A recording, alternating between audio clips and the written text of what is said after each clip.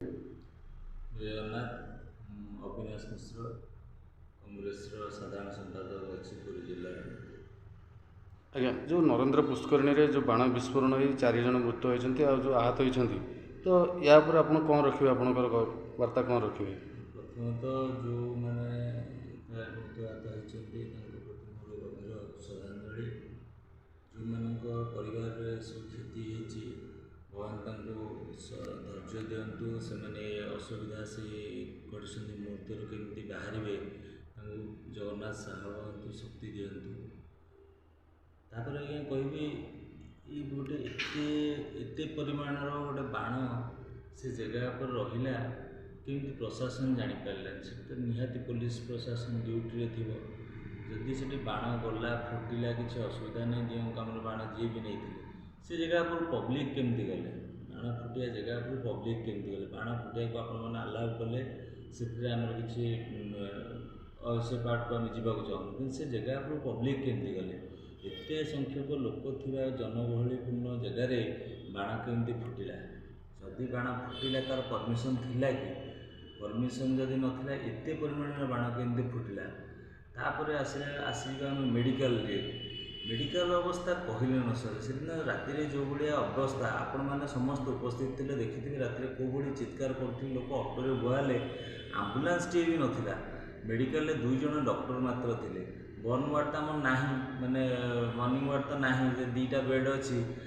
ତା ଦୁରାବସ୍ଥା କହିଲେ ନ ସରେ। ଡକ୍ଟର ନଥିଲେ, ଆମ୍ବୁଲାନ୍ସ ବି ନଥିଲା। ଏଭଳି ଦୁରାବସ୍ଥା ଭିତରେ ପୁରୀ ସହର ଚାଲିଛି, ପୁରୀ ପ୍ରଶାସନ ଚାଲିଛି। ୟା ଦେହରେ ଆମେ ଡିଡିଙ୍କ ପିଟିଛେ ଯେ ଆମେ ସ୍ୱାସ୍ଥ୍ୟ ସେବା ଯୋଗୁଁ କ'ଣ ଏଇ BSK କାର୍ଡ଼, ଏଠି ସରକାରଙ୍କର ମେଡ଼ିକାଲ କଲେଜ ସବୁ ଫେଲ୍ ମାରିଗଲା। ଏଠି ଗୋଟେ କେସ୍ରେ ସବୁ ଫେଲ୍, ସବୁ ଫଲ୍ସ ହୋଇଗଲା। ଆପଣମାନେ ଯେଉଁ ଜିନିଷଟି ଆମ ପାଖରେ ଅଛି, ଯେଉଁ ମେଡ଼ିକାଲଟି ଆମ ପାଖରେ ଅଛି, ତାକୁ ଆମେ ସଜାଡ଼ି ପାରୁନେ। ତାପରେ ଆମେ ଡିଡିଙ୍କ ପିଟିଛେ ଯେ ସ୍ୱାସ୍ଥ୍ୟ ସେବା ଯୋଗାଉଛି। ଏ କେବଳ ରାଜନୈତିକ ପ୍ରଚାର। ଏଭଳି ମର୍ମନ୍ତୁକ ଦୁର୍ଘଟଣା ଆମ ଆଖିରୁ ଲୁହ ହଜେଇ ଦେଇଛି। ଏଭଳି ଘଟଣା ଆମ ପିଲାବେଳେ ଆମେ କେବେ ଦେଖିନୁ। ଗୋଟିଏ ଘଟଣା ଆପଣଙ୍କର ସବୁ ମିଛ ବାହାନା ସବୁ ଫଲ୍ସ କରିଦେଲା। ଜଗନ୍ନାଥଙ୍କୁ ପ୍ରାର୍ଥନା କରୁଛି ଏମିତି କେବେ ନ ହେଉ। ଆଉ ଏଇ ଯେଉଁ ଜିନିଷଟି ଘଟିଲା, ଆମକୁ ବହୁତ ପୁରୀବାସୀଙ୍କ ଆଖି ଖୋଲିଦେଲା। ବର୍ତ୍ତମାନ ପୁରୀବାସୀ ଆଖି ଖୋଲିଦେବା ଦରକାର। ଦେଖନ୍ତୁ କେଉଁଭଳି ଭାବରେ ପ୍ରଶାସନଠୁ ଆରମ୍ଭ କରି, ଆମର ପୋଲିସ ପ୍ରଶାସନଠୁ ଆରମ୍ଭ କରି ମେଡ଼ିକାଲ କର୍ତ୍ତୃପକ୍ଷ ପର୍ଯ୍ୟନ୍ତ କେତେ ନିଷ୍କ୍ରିୟ ହୋଇଯାଇଛନ୍ତି। ମାନେ ପୁରୀର ଜନସାଧାରଣ ଖାତିର ନାହିଁ ସେମାନଙ୍କର। କାହାର କିଛି ଘଟିଗଲେ କିଛି, କାହାର କିଏ ମରିଗଲା ହଜିଗଲା, କାହାର କିଛି ହେଇନି। ସେମାନେ ଯେଉଁମାନେ ମରିଛନ୍ତି, ଯେଉଁମାନେ ମୃତାହତ ହୋଇଛନ୍ତି, ଆହତ ହୋଇଛନ୍ତି, ସେମାନଙ୍କ ପରିବାରକୁ ଯେତିକି କ୍ଷତିପୂରଣ କରାଯାଇ ତାଠୁ ଅଧିକ କ୍ଷତିପୂରଣ ଦିଆଯାଉ। ସେମାନଙ୍କର ଭିତରେ ବହୁତ ପରିବାର ଏମିତି ଅଛନ୍ତି ଯେ କାହାର ସ୍ୱାମୀ ଚାଲିଯାଇଛି, ମାନେ ରୋଜଗାରିଆ ଲୋକ ଚାଲିଯାଇଛି, ସମସ୍ତେ ଏଷ୍ଟାବ୍ଲିଶ୍ଡ ବାଲା ନୁହଁ, ବହୁତ ଗରିବ ପରିବାର ଲୋକ ଅଛନ୍ତି। ତାଙ୍କୁ ଚିହ୍ନଟ କରି ତାଙ୍କର ଚଳିବା ଭରଣ ପୋଷଣର ବ୍ୟବସ୍ଥା କରାଯାଉ।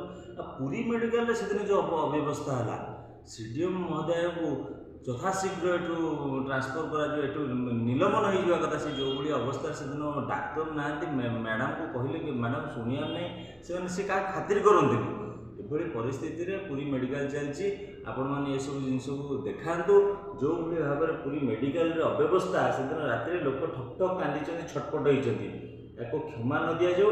ମେଡ଼ିକାଲକୁ ସୁଧାରିବା ନିହାତି ଦରକାର। ଏଥିପାଇଁ ଜନ ଆନ୍ଦୋଳନ ନିହାତି ଦରକାର। ଜନ ଆନ୍ଦୋଳନ ହେବ ମଧ୍ୟ। ମେଡ଼ିକାଲ ଯଦି ନ ସୁଧରିବ, ଜନ ଆନ୍ଦୋଳନ ହେବ। CDM ଏଠୁ ବରଖାସ୍ତ ହେବେ। ଜିଲ୍ଲାପାଳଙ୍କୁ ମଧ୍ୟ ଆଜି କଂଗ୍ରେସ ଦଳ ତରଫରୁ, ମହିଳା କଂଗ୍ରେସ ତରଫରୁ ଦାବିପତ୍ର ଦିଆଯାଇଛି। ଆଗାମୀ ଦିନରେ ତୀବ୍ର ଆନ୍ଦୋଳନ କରାଯିବ। ଆଜ୍ଞା, ରଥଯାତ୍ରା ପୂର୍ବରୁ ଚନ୍ଦନ ଯାତ୍ରାରେ ଯେଉଁ ଦୁର୍ଘଟଣା ଘଟିଲା ଭଉଁରୀରେ, ତ ରଥଯାତ୍ରା ଭଗବାନ କିଛି ଆଗୁଆ ଦେଇଦେଲେ କି ରଥଯାତ୍ରାରେ ଏ ପରିବର୍ତ୍ତନ କରିବା ପାଇଁ ପ୍ରଶାସନକୁ? ଆପଣ ଏଇ ଯେ ସବୁବେଳେ ଏମିତି ହୁଏ, ସବୁବେଳେ ଏମିତି ହୁଏ। ନିହାତି ରୂପେ ପ୍ରଭୁଙ୍କର ଅତିଷ୍ଠ ହେଲା ପରେ, ଏଠି ଜଗନ୍ନାଥଙ୍କୁ ନେଇକି ଆରମ୍ଭ, ଜଗନ୍ନାଥଙ୍କୁ ନେଇ ଶେଷ। ଆମେ ଜଗନ୍ନାଥଙ୍କୁ ଧରିକି ସବୁ ଚକରୁ। ଅତିଷ୍ଠ ହେଲା ବେଳକୁ ବାଧ୍ୟ ହେଇକି ଦେଖିବାକୁ ଚାଲି, ଗୋଟେ ନମୁନା ଦେଖିବାକୁ ଚାହେଁ ଯେ ବର୍ତ୍ତମାନ ଯଦି ଏମିତି ଦୁର୍ଘଟଣା, ରଥଯାତ୍ରା ଏଡ଼େ ବଡ଼ ଏତେ ଜନଗହଳି ହେବ, ତା ଦେହରେ ଯଦି ଗୋଟେ ଅସୁବିଧା ହେଇଥାନ୍ତା, ଆପଣ ଚିନ୍ତା କରନ୍ତୁ ଲୋକଙ୍କ ଅବସ୍ଥା କ'ଣ ହେଇଥାନ୍ତା। ଲକ୍ଷ ଲକ୍ଷ ଲୋକ ଯଦି କ'ଣ ଛୋଟିଆ ଅଘଟଣଟା ହେବ, ଗୋଟେ ଲୋକ କଟକ ଯାଇ ପହଞ୍ଚିଲା ବେଳକୁ ତା ଅବସ୍ଥା କ'ଣ ହେଇଥିବ କହିଲେ? ଏଠି ପୁରୀରୁ କଟକ ଯିବା ପାଇଁ ମିନିମମ୍ 2 ଘଣ୍ଟା ସମୟ ଲାଗେ। 2 ଘଣ୍ଟା ଭିତରେ ତା ଅବସ୍ଥା କ'ଣ ହେଇଥିବ? ଏଠି ଏତେ ବଡ଼ ମେଡ଼ିକାଲ, ଏତେ ସୁବିଧା ଆମେ ଥାଇକିରି ଏଠି କ'ଣ ପାଇଁ ଲୋକଟା ଟ୍ରିଟମେଣ୍ଟ ହେବନି? ଏଠୁ କାହିଁକି ଯିବ କଟକ?